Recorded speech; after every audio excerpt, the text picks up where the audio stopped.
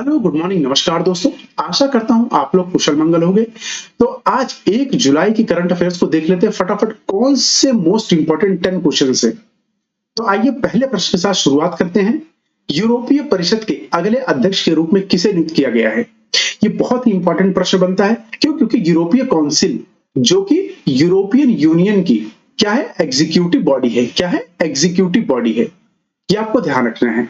उसी के साथ इसमें कितने टोटल देश हैं? तो 27 कंट्रीज हैं, आपको ध्यान रखना है। तो इसके अभी हाल ही में हेड नियुक्त किए गए हैं। कौन? A Antonio Costa, B Mark Rutte, C Louis Montenegro या डी गैब्रियल अट्टल। इसका सही उत्तर है ए एंटोनियो कोस्टा को इसका हेड नियुक्त किया गया है। ये आपको ध्यान रखना है, जो कि बहुत बड़ी पोजीशन है अपने आप में। वही बात करें मार्क रूट की, तो ये नाटो के हेड हैं। किसके? नाटो के, जो कि एक सैन्य ऑर्गेनाइजेशन है। किसकी? यूएसए की। ये आपको ध्यान रखना है। अच्छा, ये बताइए नाटो में टोटल कितनी कंट्रीज है? टोटल कंट्रीज कितनी है इसमें? ये आपको कमेंट बॉक्स में बताना है। वही बात करें लुई मॉन्टेनेग्रो की, तो ये कौन है? ये अभी हाल ही में पुर्तगाल के पीएम है। कहां के हैं? पुर्तगाल। ये आपको ध्यान रखना है। दूसरी तरफ गैब्रियल अटल, ये सबसे यंगेस्ट पीएम है। कहां के? फ्रांस के। ये आपको ध्यान रखना है, फ्रांस के पीएम है। वही बात करें यूरोपियन काउंसिल की स्थापना कब हुई थी? 1961। ये आपको ध्यान रखना है। इसी के साथ आपको ये भी बता दें कि एंटोनियो कोस्टा को लिस्बन का गांधी के नाम से भी जाना जाता है। इनका उपनाम है। 2017 में इन्हें भारत के राष्ट्रपति द्वारा प्रवासी भारतीय सम्मान प्रदान किया गया था। अच्छा, यूरोपियन यूनियन में टोटल कितने सदस्य हैं? 27 सदस्य। इसका एस्टेब्लिशमेंट कब हुआ था? 1993 में। ठीक है, ये आपको ध्यान रखना है। इसकी एग्जीक्यूटिव बॉडी कौन है? European council. इन देशों में 19 देश यूरो का उपयोग करते हैं। ये आपको ध्यान रखना है। वहीं 8 देश, जो 8 देश है संघ के, बुल्गारिया, क्रोएशिया, चेक गणराज्य, Denmark, Hungary, Poland, Romania, Sweden, euro का उपयोग नहीं करते हैं। यहाँ की राजधानी है ब्रुसेल्स। मतलब यूरोपियन यूनियन की राजधानी क्या है? ब्रुसेल्स। अगला शुमन फोरम, ये शुमन फोरम होता है वर्ल्ड का, ये कहां पर होगा? ब्रुसेल्स। ठीक है, ये आपको ध्यान रखना है। इसी के साथ ये इंपॉर्टेंट मैप देख लीजिए, जो कि पूरे यूरोपियन यूनियन कंट्रीज, इसमें 27 है, सारी इंक्लूडेड है। ये आपको ध्यान रखना है। अगला प्रश्न देखते हैं। अगला प्रश्न है प्रतिष्ठित 12वां विश्व हिंदी सम्मान किसने प्राप्त किया? हाल ही में इसको अभी दिया गया है 2024 का सम्मान। इसको किसने प्राप्त किया? ए आलोक शुक्ला, बी राधिका सेन, सी doctor Usha Thakur, D Ruskin board. इसका सही उत्तर है सी डॉक्टर उषा ठाकुर को हाल ही में इस सम्मान से नवाजा गया है। ये आपको ध्यान रखना है। ठीक है, आइए इसी के साथ हाल ही में दिए गए सारे अवार्ड्स को हम रिवाइज कर लेते हैं फटाफट। तो ध्यान रखिए, साहित्य अकादमी फेलोशिप अवार्ड किसको दिया गया? रस्किन बॉन्ड को। गोल्डन पर्यावरण पुरस्कार, जिसे ग्रीन नोबल प्राइज भी कहते हैं, आलोक शुक्ला को, छत्तीसगढ़ के रहने वाले हैं, इनको दिया गया था। वहीं ट्यूरिंग पुरस्कार 2023, जिसे कंप्यूटर का नोबेल पुरस्कार कहते हैं, एवी विंडरसन को दिया गया था। ये कैसे याद करोगे एवी विंडरसन और ट्यूरिंग प्राइज? तो एवीटी आपको ध्यान रखना है। एवीटी, एवीटी आपको ध्यान रखना है। ठीक है, एवी को ट्यूरिंग प्राइज, ये आपको ध्यान रखना है। अंतरराष्ट्रीय बुकर पुरस्कार 2024, बात हो रही है बुकर पुरस्कार, तो जेनी अर्पनबैंक को दिया था उनके बुक कैरोस के लिए। ये आपको ध्यान रखना है। विटली गोल्ड अवार्ड, जिसे ग्रीन ऑस्कर कहते हैं, इसको पूर्णिमा देवी बर्मन, जो कि असम की है, उनको दिया गया था। 2024 का लच्छू महाराज पुरस्कार पंडित राजेंद्र गंगानाई को दिया गया था। विश्व प्रेस फोटो 2024 मोहम्मद सलीम को दिया गया था। आर्यभट्ट पुरस्कार पाबुलेरी सुब्बाराव को दिया गया था। लता दीनानाथ मंगेशकर पुरस्कार, ध्यान रखना है, लता दीनानाथ मंगेशकर की बात कर रहे हैं, अमिताभ बच्चन को दिया गया था।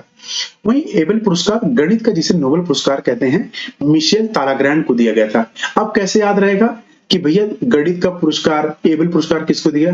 तो ध्यान रखिए, जैसे याद है ना एबेल, तो एबेल कौन है? ताला। ताला लगाने में एबेल महान है, ये आपको ध्यान रखना। ताला कौन लगाता है? एबेल। वहीं इरामस पुरस्कार अमिताभ घोष को दिया गया था। 2024 का प्रिट्जगर पुरस्कार रिकेन यामामोटो को दिया गया। अच्छा, प्रिट्जगर प्राइज किसके दिया जाता है? तो आर्किटेक्चर की दुनिया का, ठीक है, आर्किटेक्चर की दुनिया का इसे नोबेल पुरस्कार कहते हैं। ये आपको ध्यान रखना है। वही अगर बात करें हम सैन्य gender advocate of the year award, बहुत ही इंपॉर्टेंट, तो राधिका सेन को दिया गया था यूनेस्को द्वारा। कौन देता है? यूनेस्को द्वारा। वही बात करें रक्षा पुरस्कार जिसे पूर्व का नोबेल कहते हैं श्रीनिवास आर कुलकर्णी को दिया गया था। वही KISS मानववादी पुरस्कार 2021 रतन टाटा को दिया गया था, 2023 का बिल गेट्स को, ये आपको ध्यान रखना है। आइए इसी के साथ अगला प्रश्न देखते हैं। अगला प्रश्न है, किस राज्य ने न्याय वितरण के लिए पहली गवाह संरक्षण योजना शुरू की है? ए केरला, बी कश्मीर, सी कर्नाटका या डी असम? इसका सही उत्तर है डी, हाल ही में असम ने इसकी शुरुआत की है। अच्छा, यहाँ के सीएम कौन है? हेमंत बिश्व शर्मा, ये आपको ध्यान रखना है। यहाँ की कैपिटल क्या है? अगर मैं कहूं असम की कैपिटल क्या है तो आप बता सकते हैं, तो ध्यान रखिएगा असम की कैपिटल है दिसपुर। ठीक है, इसी के साथ अगर कहूं यहाँ के गवर्नर कौन है, तो गवर्नर कौन है? तो गुलाब चंद कटारिया, याद रखना गुलाब। ठीक है, गुलाब याद रखोगे तो याद हो जाएगा। इस स्कीम में है क्या? इस योजना में इन कैमरा ट्रायल, गवाहों के घरों में सुरक्षा उपकरण, करीबी सुरक्षा, जो लोग उनके करीबी होंगे उनकी सुरक्षा, अस्थायी स्थानांतरण, उनको अस्थायी स्थानांतरण कहीं और रख दिया जाएगा, तो सुनवाई की तारीखों पर सरकारी वाहन प्रदान किया जाएगा। ये बहुत ही इंपॉर्टेंट है। मुझे लगता है हर राज्य को ऐसा नियम लाना चाहिए, ऐसा कानून लाना चाहिए। आपकी क्या राय है कमेंट बॉक्स में लिखिए। बहुत ही इंपॉर्टेंट प्रश्न था। इसी के साथ आइए इसका एक बार मैप देख लेते हैं। उसमें हम आपको मोस्ट इंपॉर्टेंट जो भी यहाँ के नेशनल पार्क रिवाइज करा देते हैं। जैसे कई बार प्रश्न आता है कि Manas national park, Raimona national park, Orang national park, Nameri national park, Kaziranga national park, Dihing Patkai, Dibru Saikhowa, कई बार प्रश्न आ चुका है काजीरंगा। ठीक है, काजीरंगा फेमस है वन हार्ड राइनोसॉर्स के लिए, और ये सब किस नदी के किनारे हैं? तो ध्यान रखिएगा ब्रह्मपुत्र। किसके? ब्रह्मपुत्र, ये आपको ध्यान रखना है। अगला प्रश्न देखते हैं। अगला प्रश्न है, ग्लोबल लिवेबिलिटी इंडेक्स 2024 में कौन सा देश शीर्ष पर है? ए कोपेनहेगन, बी डेनमार्क, सी आयरलैंड या डी वियना? तो ध्यान रखिए इसका सही उत्तर है डी, वियना इसमें नंबर 1 पोजीशन पे है। अगर बात करें इसको प्रकाशित कौन करता है, तो इकोनॉमिस्ट इंटेलिजेंस यूनिट, ये आपको ध्यान रखना है। आइए इसी के साथ मोस्ट इंपॉर्टेंट पॉइंट इसे रिवाइज कर लेते हैं कि हाल ही में कौन सी रैंकिंग किसको दी गई है। तो लोकतंत्र सूचांक, जिसको इकोनॉमिकल इंटेलिजेंस यूनिट प्रकाशित करता है, इंडिया की रैंक 104 है, नॉर्वे नंबर 1 पे है। वैश्विक बौद्धिक संपदा सूचांक US chamber of commerce publish करता है, और इंडिया की रैंक 42 है, यूएसए की रैंक 1 है 2024 की। जेंडर इक्वालिटी इंडेक्स कौन प्रकाशित करता है? United Nation Development Programme. अभी 2024 का संस्करण नहीं आया है, तो 2022 में इंडिया की रैंक 108 है, डेनमार्क की नंबर 1 पे है। मानव विकास सूचांक, तो 2022 की यहां बात कर रहे हैं, फिर से 134 रैंक है, स्विट्जरलैंड की 1 है। World press freedom index, reporters without borders इसको पब्लिश करते हैं 2024, इंडिया की रैंक 159 है, नॉर्वे नंबर 1 रैंक पे है। Travel and tourism development index, world economic forum 2024 की इंडिया की रैंक है 39, यूएसए की 1 है। ग्लोबल सिटीज इंडेक्स 2024, नई दिल्ली जो है, ठीक है, नई दिल्ली हमारा, इसकी रैंक क्या है? 350वीं, और न्यूयॉर्क की रैंक 1 है, क्या आपको ध्यान रखना है। एनवायरमेंटल परफॉर्मेंस इंडेक्स 2024, इंडिया की रैंक 176 है, एस्टोनिया नंबर 1 रैंक पे है। सिप्री, जो कि आर्म्स का बताते हैं कि कौन इसमें सबसे ज्यादा आर्म्स इंपोर्ट करता है, कौन एक्सपोर्ट करता है। तो वर्ल्ड का सबसे टॉप इंपोर्टर इंडिया है, top exporter USA. Global unicorn index Varun publish करता है 2024 में, इंडिया की रैंक क्या है? इंडिया की रैंक 2024 में है 3री, और यूएसए की 1 है, चाइना की 2 है, यह आपको ध्यान रखना है। वही corruption perception index transparency international publish करती है, इंडिया की रैंक है 93, डेनमार्क नंबर 1 पे है, क्या आपको ध्यान है। आइए अगला प्रश्न देखते हैं। अगला प्रश्न है, 2030 तक नवीनीकरण ऊर्जा प्राप्त करने के भारत का लक्ष्य क्या है?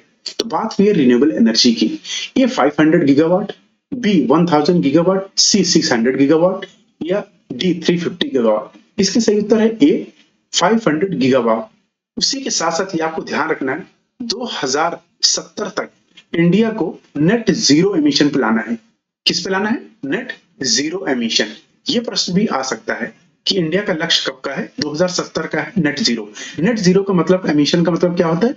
जो हमारा कार्बन हमारे प्रोड्यूस होते हैं ना, किसी चीज को ईंधन जलने से, इन सब की तो बात हो रही, इनको ना जीरो करना है 2070 तक, यही आपको ध्यान रखना है।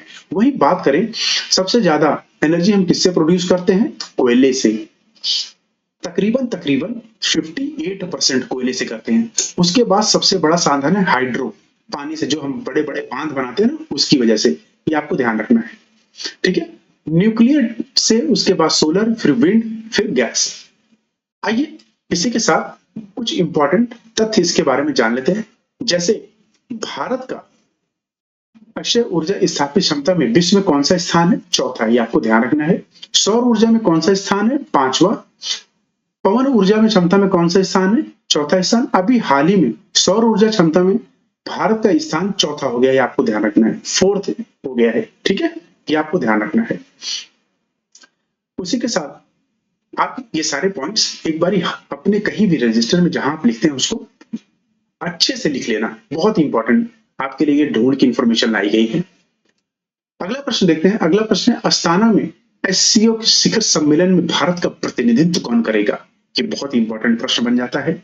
ए नरेंद्र मोदी जो कि भारत के पीएम हैं, बी ओम बिरला जो कि भारत के स्पीकर हैं, सी अमित शाह जो कि भारत के होम मिनिस्टर हैं, या डी एस जयशंकर जो कि भारत के विदेश मंत्री है, ईएएम एक्सटर्नल अफेयर्स मिनिस्टर। इसका सही उत्तर है D, external affair minister S Jaishankar इसका प्रतिनिधित्व करेंगे, आपको ध्यान रखना है। इसी के साथ ये जान लेते हैं कि ये हो कहां रहा है। तो ये अस्ताना जो कि कहां की कैपिटल है? कजाकिस्तान की, ये आपको ध्यान रखना। वही संघाई सहयोग संगठन कब बना था? 2001 में चीन और रूस द्वारा इसे स्थापित किया गया था। यह एक यूरेशियन राजनीतिक, आर्थिक, अंतरराष्ट्रीय सुरक्षा और रक्षा गठबंधन है। पाकिस्तान 2017 में भारत के साथ इसका स्थायी सदस्य बना था। ईरान 2023 में, अगर क्वेश्चन आता है सबसे लेटेस्ट मेंबर कौन है इसका, सबसे न्यूनतम न्यू बिल्कुल, तो ईरान याद रखना 2023 में इसको ज्वाइन किया था। इसका मुख्यालय है बीजिंग, चाइना में। अगर आप इसका मैप देखें तो ये है इसके members permanent: China, Kazakhstan, Kyrgyzstan, Russia, Iran, Tajikistan, Uzbekistan, India और पाकिस्तान। खासकर आप देखो इसमें संघाई में जो तान तान आ रहे हैं ना, तान तान, ये खासकर इसके देश हैं। जो कुछ देश हैं जिसमें तान नहीं, जैसे इंडिया, रशिया, ईरान और चाइना, बस। तो आपको ये रखना है, इन्हीं चार दोस्तों को याद कर लेना, बाकी तो तान तान है। ठीक है, ऑब्जर्वर अफगानिस्तान, मंगोलिया और बेलारूस। ठीक है, चलिए अगला प्रश्न देखते हैं। अगला प्रश्न है, विश्व सोशल मीडिया दिवस कब मनाया जाता है? ए 29 जून, बी 5 जून, सी 30 जून या डी 1 जून। इसका सही उत्तर 30 जून को प्रतिवर्ष हम सोशल मीडिया दिवस मनाते हैं। सोशल मीडिया जो कि बहुत बड़ा पावर टूल है, कैसे पूरे देश को ये कंट्रोल करता है आप तो जानते ही हैं। इसी की जागरूकता की वजह से इसे मनाया जाता है। कोई नेशनल ओटीटी डे इसको कहते हैं, कई बारी मेटियोर डे भी हम इसी दिन मनाते हैं, ये आपको ध्यान रखना है। आइए इसी के साथ जून में जो भी मोस्ट इंपॉर्टेंट डे हैं उनको हम रिवाइज कर लेते हैं। जैसे 1 जून को हम वर्ल्ड मीट डे मनाते हैं, 3 जून को हम वर्ल्ड बाइसिकल डे, विश्व साइकिल दिवस मनाते हैं, तो ध्यान रखिए साइकिल चलाना बहुत इंपॉर्टेंट है। 4 जून को हम आक्रामकता के शिकार मासूम बच्चों का अंतर्राष्ट्रीय दिवस मनाते हैं। 5 जून को तो सबको पता है पर्यावरण दिवस। 7 जून को सबको पता है विश्व खाद्य दिवस। 8 जून को नहीं पता है लोगों को कि विश्व महासागर दिवस मनाते हैं। 17 जून को मरुस्थली के कारण सूखे का मुकाबला करने के लिए दिवस मनाते हैं। 19 जून को हम वर्ल्ड सिकल सेल डे मनाते हैं। सिकल सेल क्या है? एक ब्लड डिजीज है, ये आपको ध्यान रखना है। सिकल सेल क्या है? ब्लड डिजीज है। 20 जून को हम क्या रिफ्यूजी डे मनाते हैं? भैया विश्व शरणार्थी दिवस। 21 जून को सबको पता है योगा करते हैं और साथ में गाना सुनते हैं, ऐसे याद रहेगा। 21 जून को योगा सुनते हैं, साथ में गाना सुनते हैं, योगा करते हैं। 23 जून को हम क्या करते हैं? United nation public service day और इंटरनेशनल ओलंपिक डे। इस बार ओलंपिक्स कहां हो रहे हैं? पेरिस, फ्रांस, ये आपको ध्यान रखना है। ठीक है, फ्रांस। 26 जून को हम क्या मनाते हैं? International day against drug abuse and illicit trafficking, international anti drug day. अगर कहीं इंटरनेशनल एंटी ड्रग डे कब होता है तो 26 जून, याद रखना है। ठीक है, 26 जून। 29 जून को हम नेशनल स्टैटिकल डे मनाते हैं और 3rd संडे ऑफ जून को हम पिता दिवस मनाते हैं। ठीक है, अगला प्रश्न देखते हैं। अगला प्रश्न है, T20 क्रिकेट विश्व कप 2024 का आयोजन कहां किया गया था? A South Africa, B England, C USA या डी ऑस्ट्रेलिया। इसका सही उत्तर है सी, संयुक्त राज्य अमेरिका के साथ साथ वेस्ट इंडीज, यहां 2 कंट्रीज में इसका आयोजन हुआ था। हाल ही में आपको पता है इसके चैंपियन कौन बने हैं? इंडिया। कौन बना है? इंडिया। तो ये 9वां संस्करण था। कौन सा था? 9वां संस्करण, जिसमें इसको भारत ने जीत लिया है। किसको हराया है? साउथ अफ्रीका को फाइनल में। इसी के साथ आइए मोस्ट इंपॉर्टेंट इससे रिलेटेड क्वेश्चंस को देख लेते हैं। जैसे कि आईसीसी मेंस टी20 वर्ल्ड कप 9th एडिशन 2024 का था, जिसको भारत ने जीत लिया है। वेस्ट इंडीज और अमेरिका में खेला गया था। कनाडा, युगांडा, अमेरिका, 3 कंट्रीज है, कनाडा, युगांडा, अमेरिका, पहली बार भाग लिया था इसमें। वहीं पहली बार 20 टीमों ने हिस्सा लिया था, ये भी आपको ध्यान रखना है। अच्छा, पहला टी20 किसने जीता था? 2007 में हुआ था, भारत जीता था। किसने जीता था? इंडिया ने। वहीं इसके ब्रांड एम्बेसडर कौन किसको बनाया गया था इस बार? Yuvraj Singh, Chris Gayle, Usain Bolt, Shahid Afridi. तो कितने लोगों को? 4 लोगों को इस पे बनाया गया था इस बार, ये आपको ध्यान रखना। उसी के साथ इसका ऑफिशियल एंथम क्या था? Out of this world. 20 एम्पायरों से 2 भारत एम्पायर कौन कौन थे? नितिन मेनन और जयरामन मधुसूदन गोपाल। वहीं अमूल ने साउथ अफ्रीका अमेरिका टीम को स्पॉन्सर किया था, और श्रीलंका। ठीक है, साउथ अफ्रीका अमेरिका टीम और श्रीलंका टीम का स्पॉन्सर बना था। कौन? अमूल, साउथ अफ्रीका, ये आपको ध्यान रखना है। वहीं कर्नाटक का एक मिल्क फेडरेशन है नंदिनी, वो आयरलैंड और स्कॉटलैंड के स्पॉन्सर बने थे।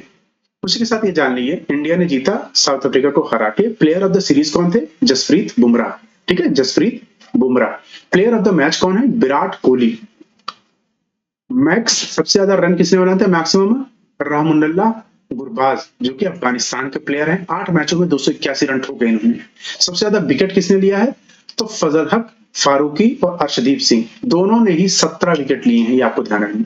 2026 आईसीसी पुरुष टी20 विश्व कप कहां खेला जाएगा? भारत और श्रीलंका दोनों देशों में ये होगा। ठीक है, 2 देश में। आइए अगला प्रश्न देखते हैं। अगला प्रश्न बहुत ही इंपॉर्टेंट है। हाल ही में भारतीय वायुसेना ने किस देश के साथ होपेक्स अभ्यास आयोजित किया था? बहुत इंपॉर्टेंट है।